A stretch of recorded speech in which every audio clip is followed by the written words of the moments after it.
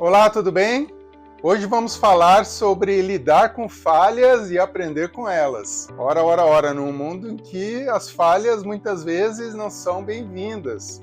E também um mundo do trabalho que muitas vezes nega as falhas. Então a gente vai trabalhar hoje no plano de um líder colaborativo que incorpora as falhas como algo muito valioso para fortalecer o aprendizado e faz com que a falha se movimente a favor de uma qualidade muito maior de comprometimento e performance. Não estou falando aqui da falha no sentido da inovação, que a falha já está incluída no processo de testagem, não é isso? Teste rápido, fale rápido. Não é exatamente disso que eu estou trazendo.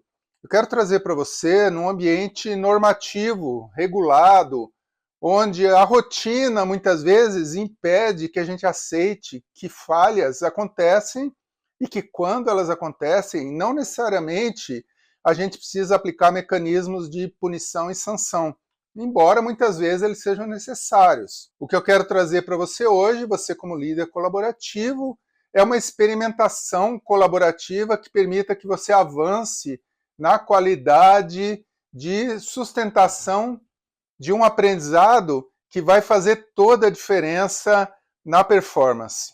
Nós vamos trazer duas formas de processar esse como lidar com as falhas. Então, eu quero te convidar para vir comigo para a gente refletir um pouco mais sobre a questão da falha e trazendo, então, que a falha não necessariamente precisa ser sinônimo de culpa ou punição, mas sim de uma abertura para, primeiro, um diálogo que a gente já trabalhou, um diálogo autêntico e empático, que gera engajamento e mobilização. Também a abertura para se constituir no mundo do trabalho, no seu mundo do trabalho, uma rede de suporte e accountability. É uma palavra em inglês que está muito na moda e que trata então da tua capacidade de se comprometer com o resultado, trazendo para si a responsabilidade.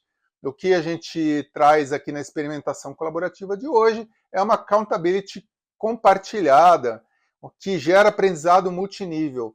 Multinível, quando eu digo, é nos aspectos intrapessoais, você nas suas questões internas, no interpessoal, na relação com os outros e no plano organizacional, da forma que isso então está imerso em uma cultura e numa estrutura de execução. Então eu vou trazer também outro benefício da gente lidar com falha, é no campo da inovação sustentada, porque, como eu disse no início, a falha também é muito associada a algo positivo no mundo da testagem da inovação.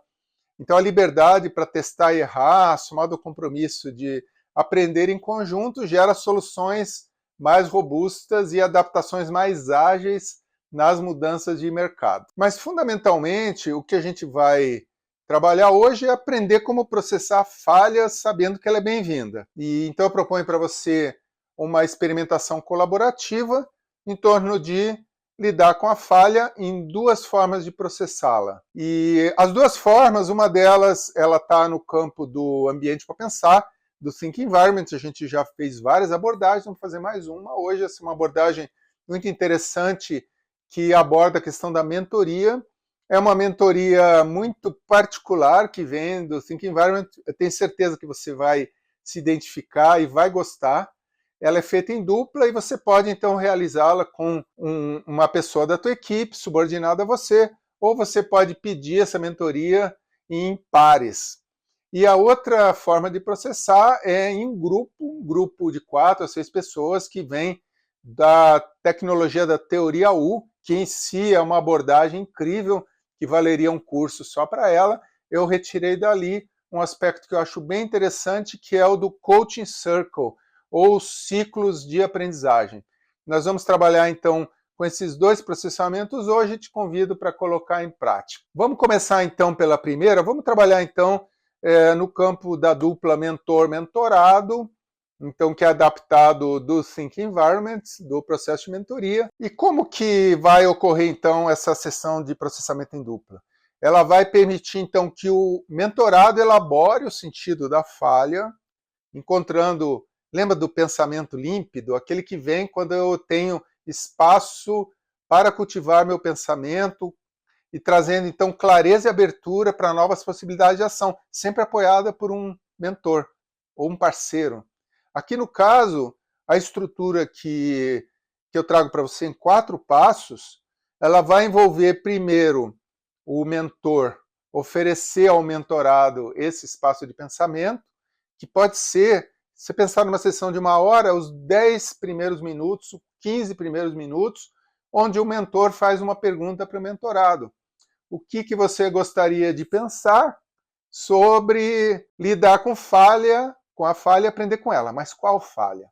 Né? Vamos pensar num exemplo assim, de uma falha comum em gestão de projetos. Houve um problema de comunicação e o projeto atrasou e o cliente reclamou. Então, essa falha de comunicação, a gente pode chamar, então, do objeto desse pensamento. Então, o mentor não precisa se dirigir necessariamente ao tema, mas, eventualmente, você pode pedir para o mentorado, convidá-lo a escrever num papel, tomar nota no seu tablet ou mesmo no seu celular, o que ele identifica, então, como tema dessa sessão de mentoria, numa frase sucinta. Então, a frase pode ser, né, lidar com o problema de comunicação. Então, essa é a falha identificada e, a partir dele, o mentor, então, se coloca a serviço do mentorado, fazendo o quê? Eu já vou entrar um pouquinho mais nisso. O que o mentor faz? Ele está ali silenciosamente atento e prestando atenção de uma forma curiosa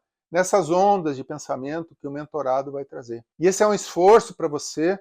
Aí convido você como facilitador, você líder colaborativo, facilitar esse processo trabalhando em você mesmo. A tendência a você não prestar atenção no que o mentorado está trazendo, porque normal a gente entrar nos nossos próprios espelhamentos e divagações a partir da fala de outra pessoa. Então esse em si é um exercício fantástico que eu te convido a fazer em dupla.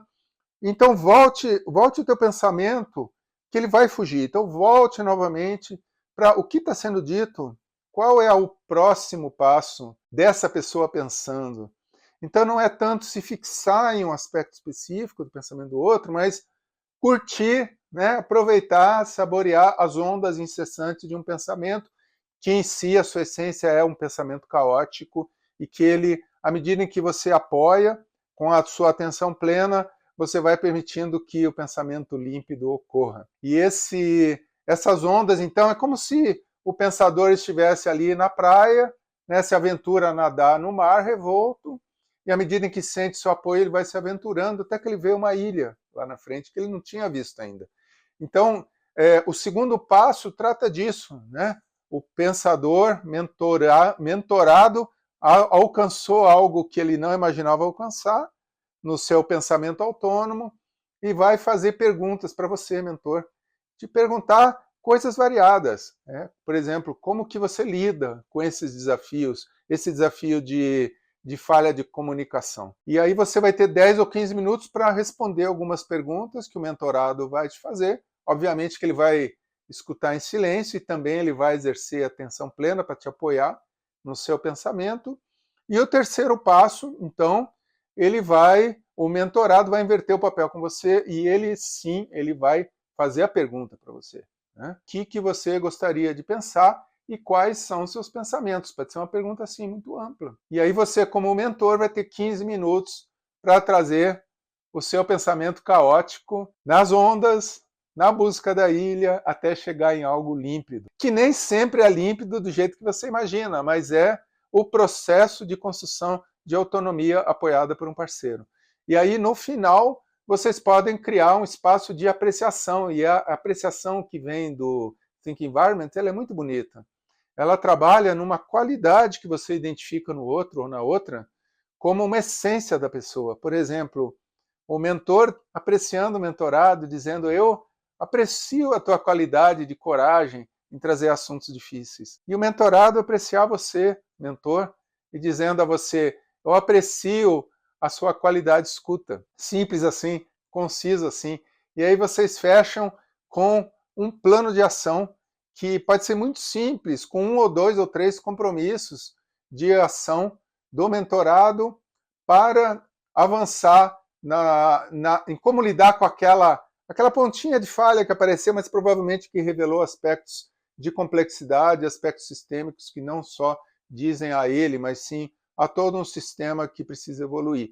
Então, de certa maneira, esse plano de ação também se reflete em você como mentor, e ele pode ajudar ambos para alcançar melhores resultados e avançar, então, na compreensão de si mesmo, de como que você lida com falhas. Beleza? Então a gente trabalhou então na primeira tecnologia nossa, né, que foi a mentoria do ambiente para pensar, e agora a gente vai então para a segunda, né, para a nossa segunda tecnologia, que vem então da teoria U e que é adaptado do Coaching Circle da teoria U. E aqui o convite é formar um pequeno grupo de aprendizagem de 4 a 6 pessoas, pode ser da sua própria equipe ou de equipes distintas, onde o objetivo é ajudar uns aos outros a aprofundar a compreensão de falhas e monitorar ciclos de testagem de novos comportamentos. Aqui, então, é uma estratégia para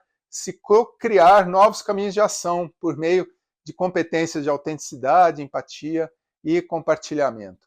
E o convite, então, é a gente agora entrar num percurso de 8 passos que você vai colocar em prática como facilitador. Imagina que está começando, então, esse grupo de prática e você vai abrir, convidando as pessoas a fazer acordos de convivência. O acordo de confidencialidade, o acordo de não julgamento, estar em atenção plena, desligar os celulares, se tiver no campo virtual, abrir a câmera e, principalmente, abertura para aprender com o grupo. E aí fazer um breve check-in, eu vou abrir um parênteses aqui para explicar o que é check-in. É como se fosse um carimbo que você faz quando vai entrar numa sala ou vai entrar no voo, não é isso? Que você faz o check-in do voo, você vai lá e clica e diz que você está presente, que você chegou. Você está pronto para viajar.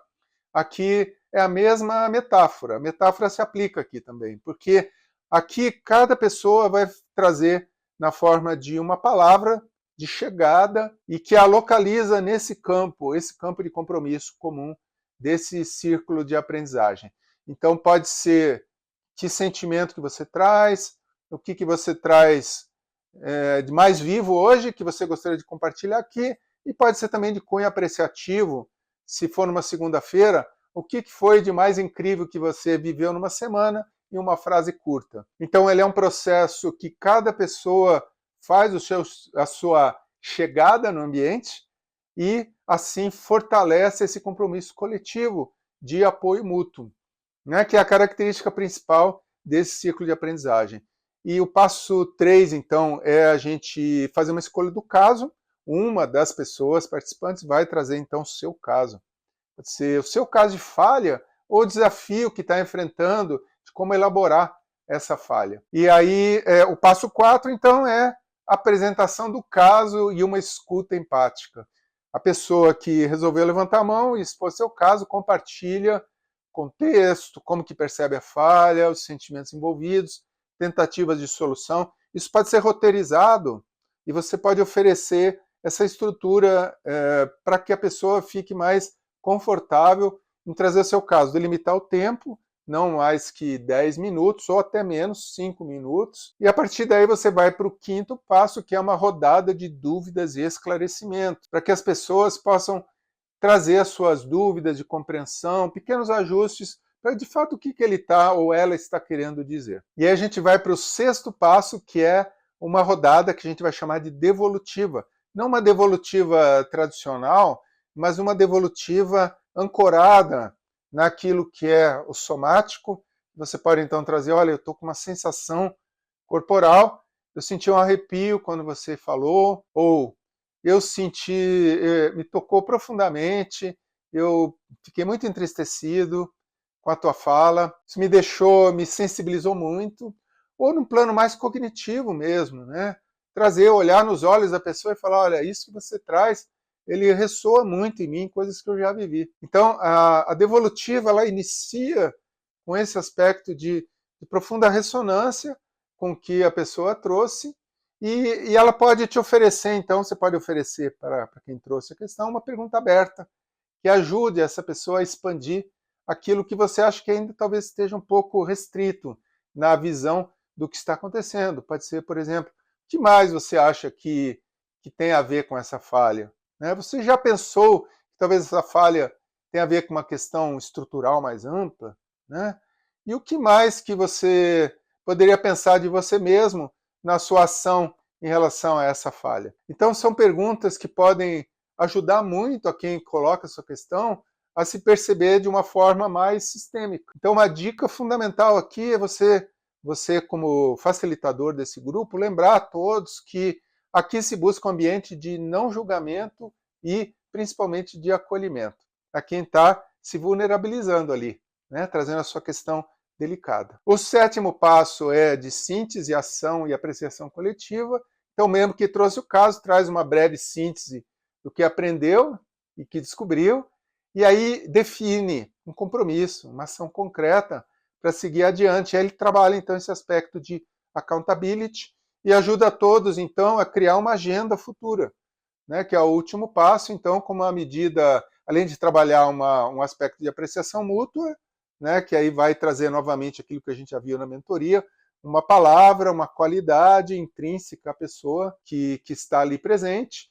Então, é uma forma de agradecimento, de reconhecimento, mas também de assumir compromissos futuros e trazer, então, um mini plano do que pode ser feito, então, a partir de agora, com o que você se compromete para o nosso próximo encontro, que pode ter, então, numa frequência quinzenal, mensal, e assim por diante. Novas pessoas vão surgir no grupo trazendo as suas questões, mas sempre haverá um espaço para checar o andamento e a evolução daquela pessoa que apresentou a sua questão no encontro anterior. Beleza? Agora eu gostaria de trazer algumas recomendações. Então, entre as recomendações, para que você se fortaleça no seu papel de líder colaborativo, é estimular a formação de encontros regulares, quinzenais ou mensais, para nutrir esse ambiente de apoio contínuo, tanto no processamento e mentoria, como processamento em coaching circle.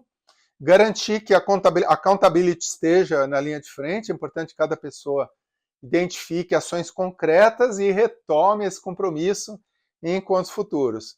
E claro, né, promover o bem-estar e resiliência.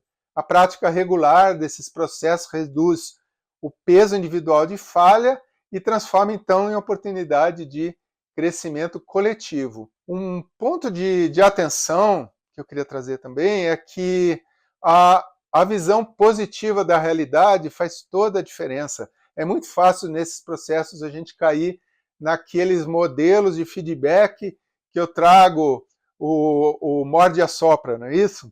Ponto positivo, e daí calca a mão ali na crítica, nos pontos negativos, e isso destrói qualquer possibilidade da gente lidar com a falha de outra maneira. Então eu queria trazer esse ponto para trazer essa diferença desse processo, e que ele é principalmente marcado pelo equilíbrio entre apoio e responsabilidade. Então, nessa cultura colaborativa que a gente traz para o líder, acolher a falha não significa ausência de responsabilidade. Significa criar um ambiente que o erro impulsiona a evolução em vez de punir e paralisar. E aí te convido para pensar na pergunta, o que você precisa aprender para criar os resultados que a colaboração permite, especialmente na forma de lidar com falhas. Então eu te faço um convite à continuidade. Forme pares de mentoria, pequenos ciclos de apoio como parte de seus projetos atuais. E o chamado para ação é principalmente o teu discernimento para você avaliar se as pessoas estão prontas para isso.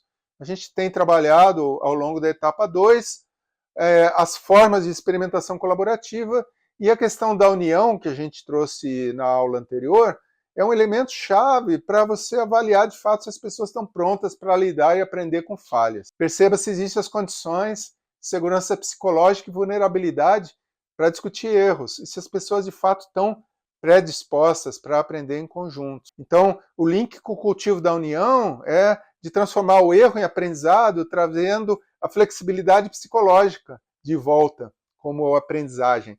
Vocês lembram que a flexibilidade psicológica, o convite na matriz coletiva, é ficar a maior tempo lá do lado direito e menos do lado esquerdo. O que acontece às vezes com a falha é que impulsiona a gente lá para o lado esquerdo. Você fica ali no teu mundo de restrições e de receios e de afastamento daquilo que importa. Beleza? Então, para a gente fechar, uma frase que vai inspirar você nos próximos dias, que a falha ela se converte em fonte de aprendizado, mas não só aprendizado, fonte de conexão e evolução. alinhando-se à visão de um líder que promove a colaboração em suas equipes e com seus pares. Até a próxima!